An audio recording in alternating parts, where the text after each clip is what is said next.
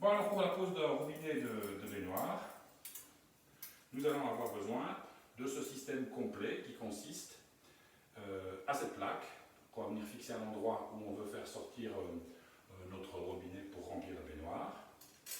Ces deux, on va dire, ces deux coudes qui vont servir à venir comment dirais-je, se prendre sur les deux arrivées d'eau chaude et froide avec un système à glissement sur des tuyaux de PER de diamètre 16, moi j'ai choisi diamètre 16, et qui vont venir s'emboîter, une fois que ce sera posé et collé au mur, s'emboîter à différents degrés, parce que vous avez trois encoches dans lesquelles vous pouvez mettre, celle-là, la première, la deuxième, la troisième, selon l'épaisseur du carrelage, du mur, de tout ce que vous aurez à traverser. Moi je sais que c'est le placo plus le carrelage, je vais le mettre au deuxième cran, ça me suffira, mais pour l'instant on va le fixer au mur.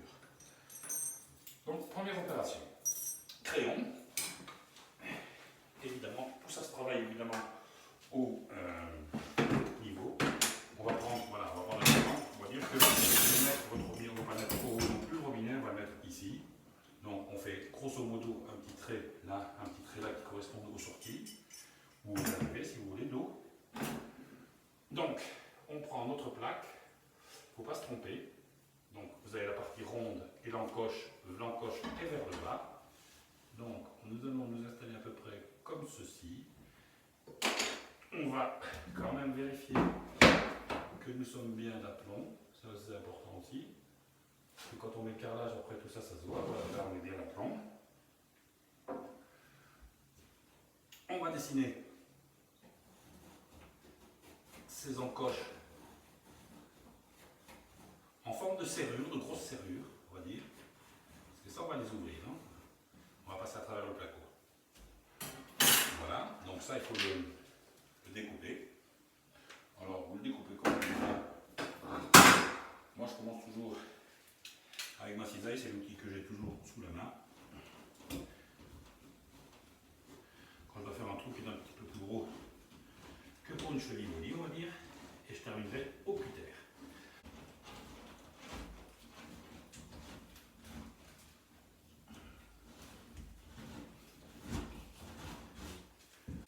On va dire qu'on va venir finir ça au cutter. Comme je vous l'ai dit, il vaut mieux faire un petit peu plus grand, puisque de toute façon vous avez le métal qui va faire le guide, lui. Le métal de la plaque, évidemment. Agir toujours avec prudence avec un cutter. Hein. C'est un outil que je considère comme dangereux. Voilà. On va vérifier.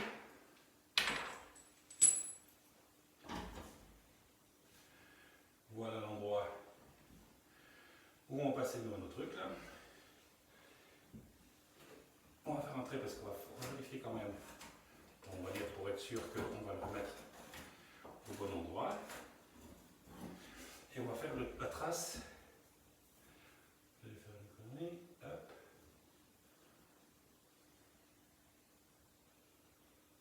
La trace pour les chevilles mollies. Il vous faut évidemment une passe à cheville mollie. On va faire des trous, des pré-trous pour les chevilles mollies. Hop.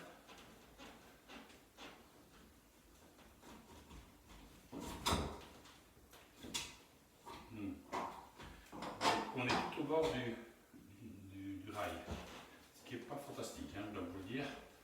Quand on met des chevilles mollies. Donc on va élargir par là, et on va légèrement déplacer tout par là.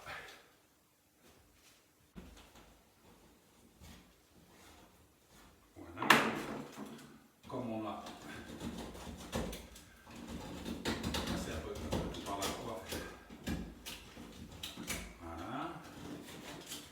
Pareil là.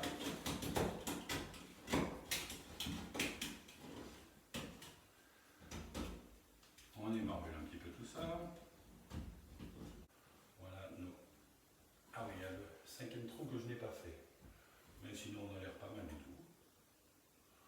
C'est juste le cinquième trou au milieu que je vais faire. Mais avant de mettre le cheville mollie, on va entièrement mastiquer l'arrière de la plaque. moi j'utilise un mastic acrylique.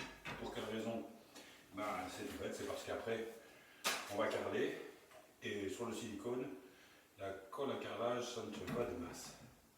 Donc là, avec du mastic acrylique, je sais que je peux peindre dessus, je sais que ma colle va tenir, donc je peux y aller.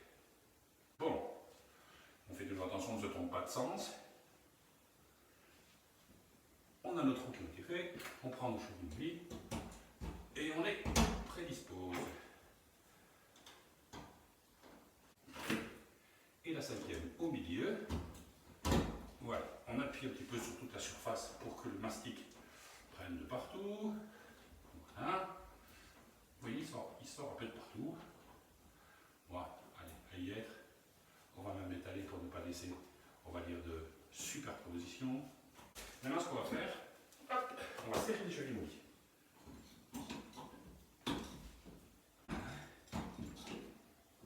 Je crois qu'il y a une coche pour le mettre en plus. Oui, j'avais oublié. Pour ne pas que ça prenne trop d'épaisseur. Oui, lui, je ne l'ai pas mis dans l'encoche, je vais devoir le faire tourner. Parce qu'il ressort un peu trop. Alors, hop.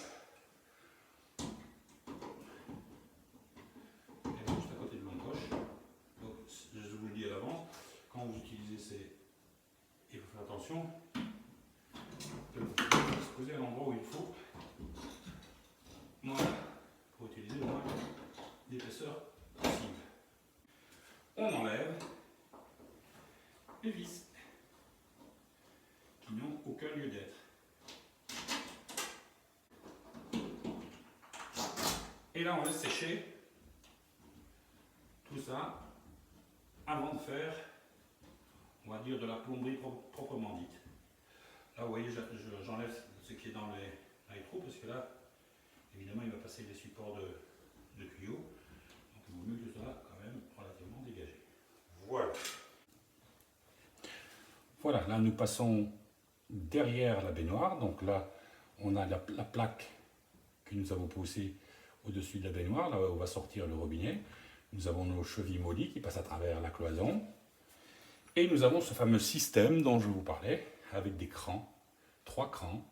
Donc je vous dis qu'on enfonce plus ou moins, en le fixant sur l'armature métallique, selon l'épaisseur de ce qu'on va avoir à traverser. En l'occurrence, soit du placo, soit du plâtre, des briques, du carrelage, de la faïence, selon l'épaisseur. Ben, vous choisissez là où vous voulez le mettre dans l'encoche. Moi je sais que par rapport au placo et à la faïence que je vais poser, qui est d'épaisseur moyenne, ce sera le deuxième cran. Mais ce n'est pas, là c'est la première étape. Donc ce que je fais, je le mets en place pour que vous voyez ce que ça donne, ça s'enclenche, vous voyez, ça rentre dans le trou le plus large. Le deuxième, voilà. C'est pour pouvoir mesurer, on va dire, la distance que je dois couper mes tuyaux. Donc ça c'est du PER, c'est assez classique. Donc, on va utiliser ce qu'on appelle le système à glissement. Donc, dans le système à glissement, qui est une boîte où vous avez la pince pour pouvoir faire le glissement, mais vous avez aussi une pince pour couper. Donc, ce qu'on va faire, on va d'abord prédécouper autour pour avoir en apparent le tuyau. Alors, il me faut mon cutter, mais je ne l'ai pas. Est-ce que je l'aurais mis quelque part tout près? Bon, on va arrêter une petite seconde. Première opération, c'est de dénuder, on va dire, la gaine, parce que vous avez le PER, le tuyau, par là où passe l'eau, et ça c'est la gaine de protection. Donc on va plus ou moins couper notre tuyau de cette hauteur-là, on va couper un peu plus bas la gaine. Faites attention quand vous faites ça, opération quand même assez délicate, ne venez pas couper votre tuyau PER, hein, ce serait à tous les coups une fuite. Voilà, pour le premier, on enlève. Bon, bah, le second, on fait à peu près la même chose, hein, c'est pas...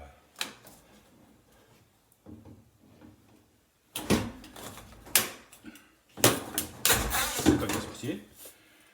Alors, ensuite, ce que je me trompe toujours, c'est la position de l'eau froide et de l'eau chaude. Et il faut que je vérifie. Donc, chaud à droite, froid à gauche, quand on est de ce côté-ci évidemment. Sinon, c'est l'inverse quand on est de l'autre côté. Donc, on va commencer par l'eau chaude. On va à peu près déterminer là où on va couper. Donc notre tuyau doit arriver au-dessus de, vous voyez cette collerette là qui est crénelée. On la voit mieux sur l'autre. Il faut que notre tuyau arrive jusqu'au ras là. Donc avec cette fameuse pince coupante qui nous permet de couper les tuyaux de façon très rectiligne, on se met à peu près là où on veut. On essaye de faire ça bien. Voilà. Voilà comment ça coupe. Ensuite, il vous faut passer, ça surtout ne pas l'oublier, la bague. Le tuyau va venir s'enquiller là. Ensuite, on va utiliser cette pince qui va venir sertir. En l'occurrence, vous avez dans ce qu'on vous vend avec cet appareil, vous avez des bagues. Des bagues comme celle-ci qui viennent s'enquiller sur l'appareil pour les tuyaux de 16, pour les tuyaux de 18, pour les tuyaux de 14, pour les tuyaux de 12. En réalité, hop, vous voyez, ceci est amovible et quand vous appuyez, ça vient resserrer l'appareil. Bon, ici, on ne va pas utiliser les deux ronds qui servent quand on a deux cerclages. Là, on ne va en avoir qu'un. Là, on va avoir, et vous voyez, cette partie, on va dire, on le mettra après, cette partie, on va dire, arrondie. Ça ne va pas venir le prendre correctement. Quoique si, on pourrait le prendre comme ça. Mais vous verrez, comme il y a d'autres appareils, comme celui-ci par exemple, on va utiliser le bon, comme ça, ce sera fait dans les règles de l'art. Celui-ci qui vient se mettre au même endroit et qui, comme vous le voyez, est arrondi et qui va nous faciliter, hop, vous voyez, l'empennage, la prise, pardon, hop, qui est arrondi pour s'adapter parfaitement. Je ne sais pas si on voit bien ce que je montre, vous voyez, pour s'adapter parfaitement. Alors, en première opération, on doit venir élargir le tuyau. Alors, pour ce faire, vous avez deux fournis avec cet appareil qui a aussi plusieurs diamètres. Là, comme on est sur du 16, on est sur le plus gros, donc on enfonce jusque là. Et vous voyez, on fait ça tout en tournant et ça écarte, ça élargit le diamètre du PER. Là, le tuyau d'eau froide me gêne un peu, mais bon, c'est la vie. Il faut faire ça un petit peu quelques secondes pour bien qu'il s'élargisse. Aller assez vite, le prendre, l'enquiller dedans, tant qu'il est toujours élargi.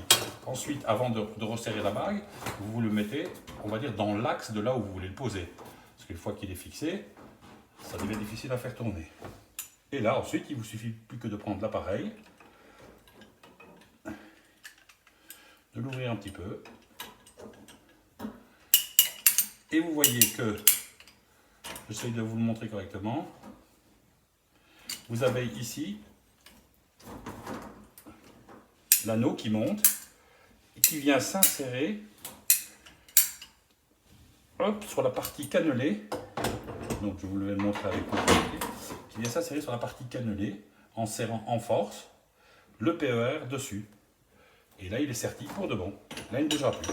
Ensuite il vous suffit plus que de le mettre comme vous l'avez décidé, moi au deuxième cran. Ces nouvelles techniques de plomberie, franchement, sont fantastiques. Et j'en ai, moi, déjà fait il y a 15 ans, 20 ans chez moi, et ça n'a jamais bougé. Il vous suffit plus que d'aller les enquiller, comme je vous l'ai dit. Là, on va les décider, on va passer de l'autre côté pour vérifier. Voilà, on est revenu de l'autre côté. Alors, premier cran, deuxième cran.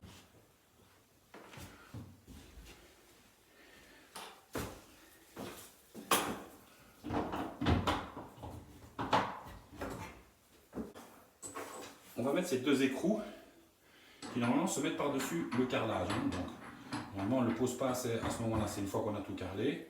On pose ça avant de fixer comment ça s'appelle, ce qu'on appelle les rosaces qui vont venir par-dessus. Mais bon, je les mets pour vous montrer et au moins il tiendra tout le temps que la plaque va sécher. Parce que là, évidemment, je vais la poser. Tout ça est un petit peu frais. Ensuite, vous installez ce qu'on appelle les rosaces. Vous avez les joints, il ne faut pas les oublier, qui servent au robinet, qui elles viennent se visser et cacher ces deux écrous. Deuxième rosace,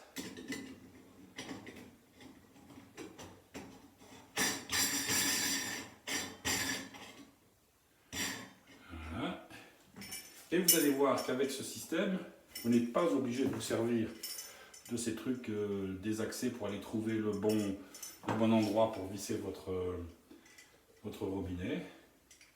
C'est automatiquement exactement là où il le faut. Là, je visse simplement le robinet. J'ai mis les deux joints, vous l'avez vu. Et logiquement, s'il y avait l'eau, il n'y a pas l'eau parce que je n'ai pas totalement tout terminé. Voilà, il faut imaginer évidemment le carrelage fait. Et ça qui vient se serrer par-dessus le carrelage. Et voilà. Et vous avez votre robinet qui est installé pour remplir votre baignoire.